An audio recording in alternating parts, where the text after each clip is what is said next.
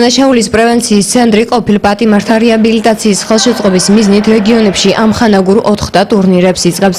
მინი ფეხბურთში პირველი ამხანაგური მატჩი ქუთაისში გაიმართა. ტურნირში დანაშაულის პრევენციის ცენტრის ბენეფიციარების გარდა მონაწილეობას იმერეთის პრობაციის ბიურო, ქუთაისის ადგილობრივი თვითმმართველობა და არასამთავრობო ორგანიზაცია თაობათა დიალოგი იღებდა. ანალოგური შეჯიბრე დაგეგმილია სხვადასხვა რეგიონებში. სპორტული აქტივობა ყოფილ პატიმართა რეაბილიტაციისა და რესოციალიზაციის პროგრამის ფარგლებში გაიმართა. პროგრამის მიზანი სასჯელ აღსრულების დაწესებულებიდან გათავისუფლებული პირების რეაბილიტაციის ხელშეწყობა. პროგრამა თბილისში, გორში, ქუთაისში, ზუგდიდსა და ბათუმში მიმდინარეობს.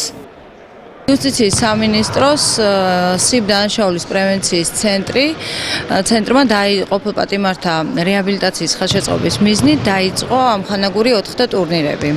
პირველი ამხანაგური მატჩი გაიმართა დღეს ქუთაისში, სპორტის სასახლეში.